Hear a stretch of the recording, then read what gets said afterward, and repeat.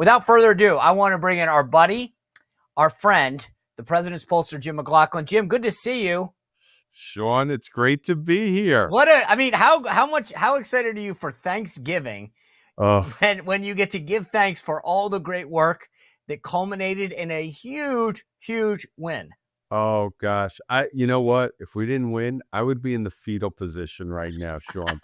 Um, Still, for a lot of different reasons, not the least of which was I really believe that Donald Trump is going to save the republic. But, this has been a long journey for my brother John and I. We've been with President Trump since going back to 2011, believe it or not. He was thinking about running against Barack Obama back then. So the fact that it culminated with such a big victory, not but just for Donald Trump, but for the Republican Party on November 5th, it feels good. so I've said this before on the show. The loyal listeners have heard me say this. When reporters call me and say, "How did we miss this?" I say, "We didn't. You did." And Yeah. you and John and Tony Fabrizio were putting out this kind of information. And I feel like now you've got to feel a sense of redemption, like saying, yeah, we got this. But were you surprised at all about any of the demographic information, how well he did with Hispanics or blacks or whatever? I mean, was there a group that you said, wow, we thought he was going to do better, but not that well?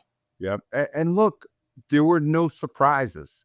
And that was one of the questions that we were even asking ourselves was that, okay, are we going to keep these percentages of black voters? Are we going to keep these percentages of Hispanic voters? And obviously we did. And that was one of the things we talked about before the election, Sean, was we talked about it on this show. We predicted it on this show where I said, black people and brown people were literally going to save the country. And they did. And they couldn't get gaslighted by the, left stream media or by the Democratic Party.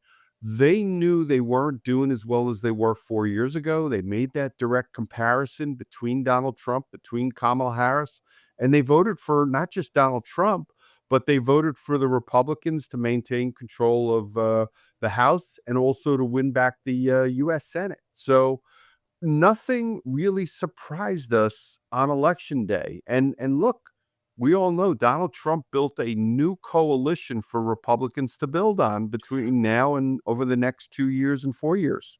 Yeah, I want to pull on that for just a second, because is this unique to Donald Trump, what he did on election night, or is it something that other Republicans can build off of?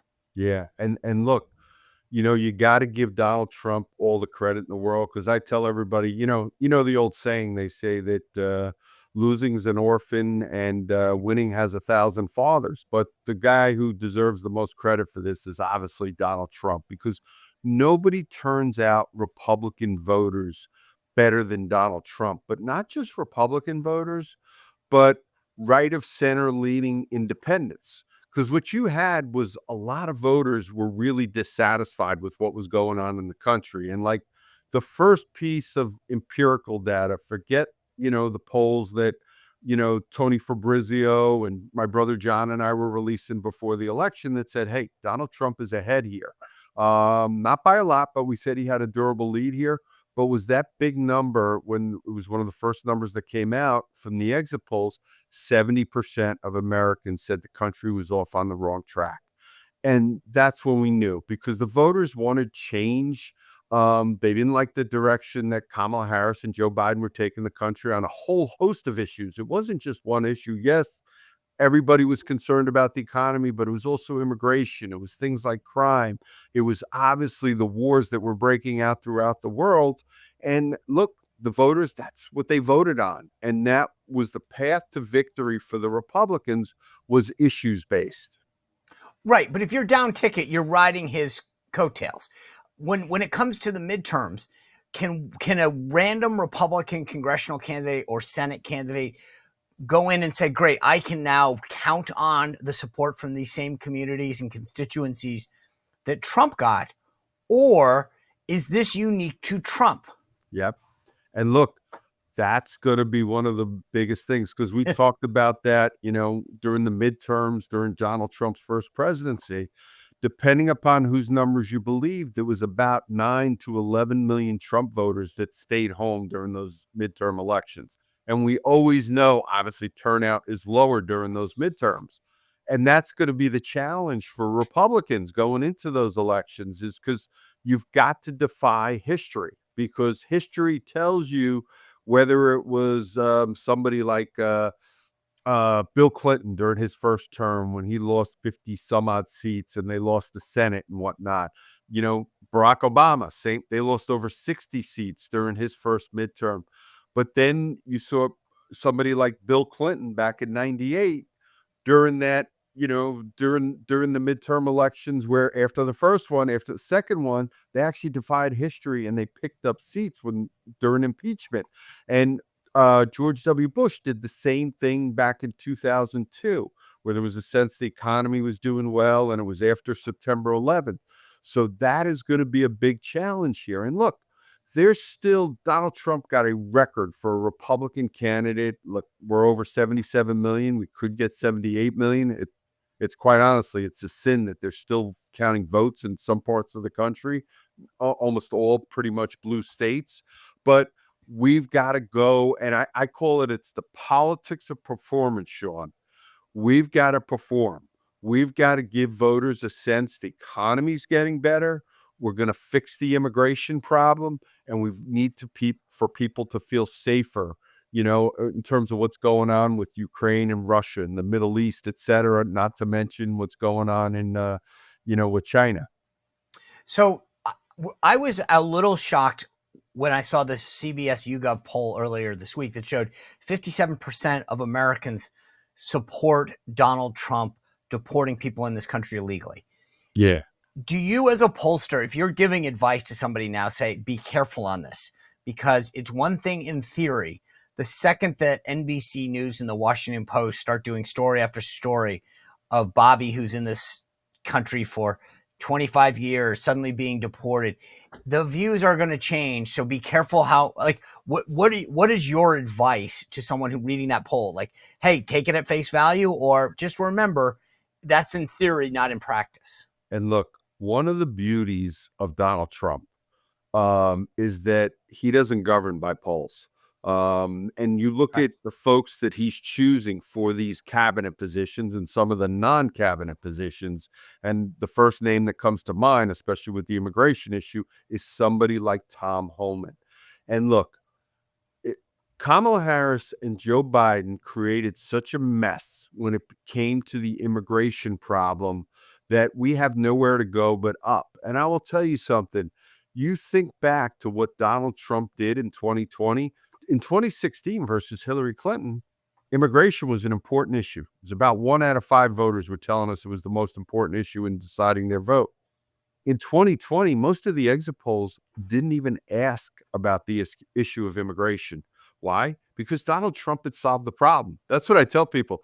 The two probably biggest issues going into the election on election day were cost of living and inflation and immigration. And the exit polls weren't even asking about that 4 years ago because Donald Trump had solved those problems. And look, I think whether it's Donald Trump, whether it's Tom Homan, whether it's the other experts he's going to be bringing in on the issue of immigration, they know what they're doing. They knew how to solve the problem. And by the way, a lot of these people solved the problem, not just for Donald Trump, but they did it for Barack Obama. They did it for Bill Clinton. So he's bringing in a bipartisan team to be able to do this. And I think what the folks that Donald Trump has working on this issue is they understand it's not just a safety issue with folks, whether it's, terrorists coming across the border, whether it's murderers, rapists, drug dealers, et cetera. They also know it's a humanitarian issue. Look, one of the things that you point out, there's going to be the bias in the mainstream media on this issue. The Biden-Harris administration, they're trying to tell us how they're the party of women and the party of children. They lost 330,000 children. God knows what happened to those 330,000 children that were crossing the border. And you know what we're thinking. It's probably some sort of human trafficking that's going on, whether, with the cartels and everything else. That's where their focus is going to be. It's going to be on the criminals, and it's going to be, let's find out, let's try and make sure that we can make sure that these 330,000 children are going to be safe. And they're focusing on the humanitarian crisis that this administration had created because of their crazy, extreme, open borders immigration policies. It was just madness what they were doing when it came to the issue of immigration. There's one more issue that I want to ask you about that I care about. I think our debt now has topped $36 trillion. It's the interest payments on the debt are almost exceeding what our payments for our national defense are, which Yeah. is insane. Yes. So as a pollster, if a candidate like Donald Trump comes to you and say, okay, Jim, I want to tackle the debt. I understand how important getting control of this is for our future. But politicians get rewarded for giving them stuff, not from cutting things. What do you say? Yep. And I say, look, Donald Trump gets it. Scott Bessent, his pick for Treasury Secretary, gets it. It's one of his points of emphasis of what they're going to be doing. They want to cut the wasteful spending. They want to cut the deficit. They want to cut the deficit and or the debt. And that's why he's working with people like whether it's Elon Musk or whether it's Vivek Ramaswamy, because Sean, you're 100% correct. The debt and the deficit and government spending was not a sexy issue during the campaign, but I think Donald Trump is going to make it a sexy issue when it comes to governing because they understand, look, whether it's our own households, we can't live with the kind of debt that this government has created. And the same thing is going on here. I mean, think about it. The debt that's been created, it's $100,000 for the average American, and it's $250,000 in debt that they've created for the average household. It's just too much. It's just unsustainable. And that's the great thing about where President Trump is going, where folks like Scott Bessent, they get it. They understand it. But the other thing they also understand is we have to grow the economy. We never solve our debt problems, our deficit problems without growing the economy. And that was one of the big problems with the Biden-Harris administration. They had no clue how to grow the economy because literally what Donald Trump wants to do is he wants to create more taxpayers. He wants wages to go up. People are going to pay more taxes. He wants more people that are going to be working. That's going to raise more tax revenues. And that's one of the dirty little secrets of Donald Trump's tax cuts is the year after they were implemented. Now, the Washington Post and the New York Times will tell you, oh, well, it's because he gave these tax cuts to the wealthy. And that's why revenues are down. That's why we have this big deficit. Revenues went up. They went up 6% the year after. Since the Trump tax cuts have been implemented, revenues are up almost 50%. What's the problem is we have a spending problem, not a taxing problem. Yeah. All right. Make the debt sexy again. I'm getting hats. I'll send one to you. Jim McLaughlin, thanks for joining us as always. Really appreciate your perspective. I thank you as we give thanks this week for your continued support of the show and insight. So thank you. I hope you and your family have a great Thanksgiving. Sean, I wish you and I wish the Spicer family a blessed Thanksgiving. And I love the show because it's way more in depth. And I'm not just I'm also a viewer as well as a guest. I love it. Love that. Well, if you enjoyed this content, make sure to like this video, subscribe, and click the notification bell to get more.